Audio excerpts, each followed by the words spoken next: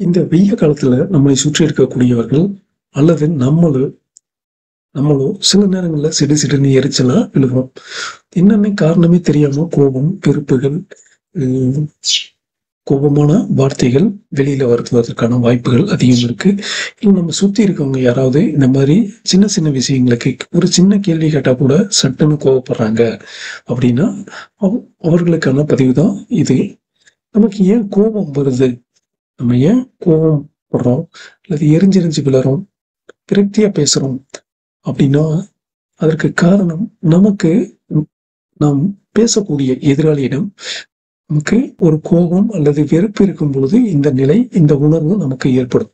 உதாரணமாக எனது தோழர் அல்லது வீட்டில் இருக்கக்கூடிய அம்மா அப்பா அல்லது அண்ணன் தம்பி யார்கிட்டயாவது பேசும்போது எனக்கு டக்குன்னு கோபமா வருது, இல்ல வெறுப்பா பேசுறேன், எடுத்தெறிஞ்சு பேசுறேன், மரியாதை இல்லாம பேசுறோம் அப்படின்னா அவர்களிடம் நமக்கு சின்னதாக ஒரு கோபம் அல்லது வெறுப்பு இருக்கலாம். அது அவர்களுடைய தனிப்பட்ட காரணங்களாக இருக்கலாம் அல்லது அவர்களுடைய பொறுப்பு, கடமை அதிலிருந்து தவறியதாக நாம் நினைத்துக் கொள்வதால் ஏற்படக்கூடிய ஒரு சின்ன ஒரு குழப்ப நிலைதான் இந்த கோபம்.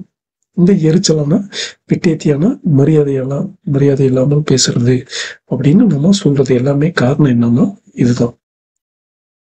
ஸோ நம்ம ஒருத்தரிடம் எரிஞ்சு விழறோம் அல்லது நம்ம பேசுறத ஒருத்தர் கேட்காம எடுத்தெறிஞ்சு பேசுறாங்க அப்படின்னா அவங்க நம்மளிடம் எதிர்பார்க்கக்கூடிய நம்மளுடைய கடமை, பொறுப்பு என்பது நம்மளுடைய பதவி அல்லது நம்மளுடைய நிலை சார்ந்து நான் ஒரு தகப்பனாகவோ அண்ணனாகவோ தம்பியாகவோ இருந்து என்னுடைய நிலையிலிருந்து நான் செய்ய வேண்டிய என்னுடைய பொறுப்பும் கடமையிலிருந்தும் நான் தவறியதாக அவர்கள் நினைக்கும் பொழுது அவர்களுக்கு வரக்கூடிய அந்த எரிச்சல் தான் வார்த்தைகளாக வெளிப்படுகின்றது. ஸோ இதை நாம முதல்ல புரிந்து கொண்டு அதை சரி செய்ய முயற்சிக்கலாம் அல்லது அவர்களிடமே கேட்கலாம், ஏன் என்னிடம் என்ன கோபம் என்று.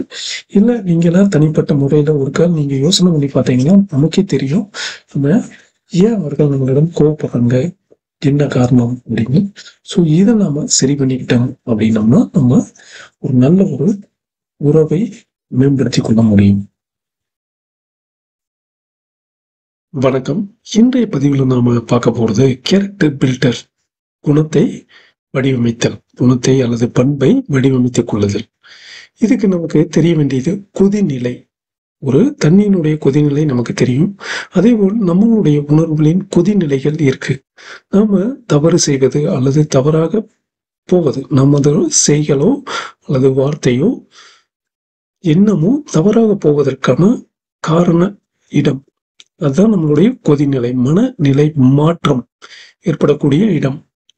நம்ம பொதுவாகவே நம்ம அதிகப்படியான கோபத்தில் அல்லது அதிகப்படியான சந்தோஷத்தில் நாம் தவறுகள் செய்வது இயல்பு. பெரும்பாலும் நம்ம கோபத்துல தான் வார்த்தைகள் தெரித்துவிடும். நம்மையும் அறியாமல் கோபத்துல வார்த்தைகள் போகும். விளையாட்டா பேசுறது அப்படிங்கிறது சில நேரங்கள்ல சிக்கல்ல உண்டாக்கலாம், ஆனால் பெரும்பாலான நேரங்களில் நம்மளை காப்பாற்றிட்டுருவோம்.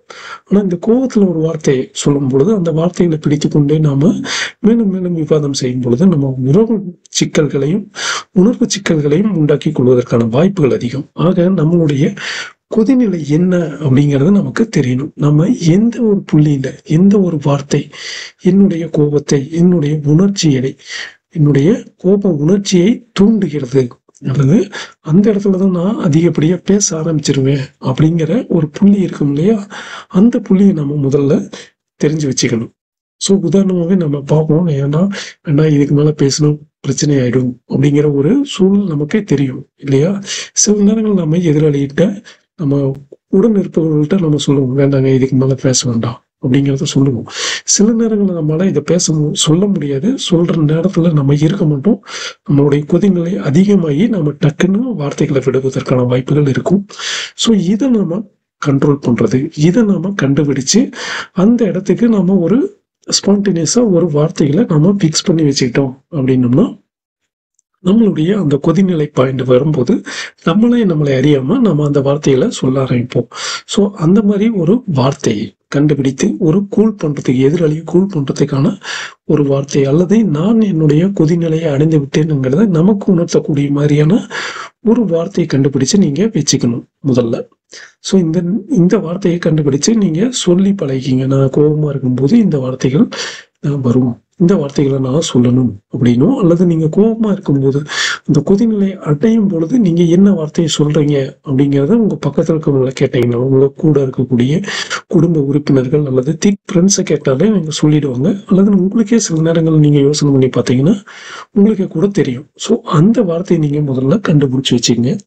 அந்த வார்த்தைக்கு ஆல்டர்னேட்டிவா இதமா பதமா சொல்ற மாதிரியான ஒரு வார்த்தை, உங்களுக்கே தெரிந்த ஒரு வார்த்தை, உங்களுடைய அனுமானத்தில் சௌகரியமான ஒரு எளிதான ஒரு வார்த்தையை, ஒரு வாக்கியத்தை நீங்க சரி பண்ணி வச்சுக்கோங்க, செட் பண்ணி வச்சுக்கோங்க.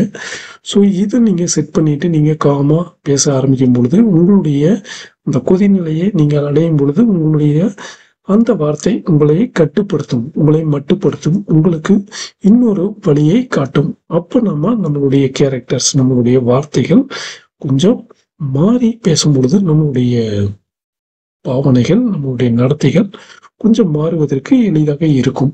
ஸோ இதை பயிற்சி பண்ணி பாருங்க. இதுல உங்களுக்கு ஏதாவது சந்தேகம் இருந்தால் உங்களுடைய கருத்துக்களையும் போடுங்க. நாம் மீண்டும் ஒரு முறை விளக்கமாகவே நாம பார்க்கலாம்.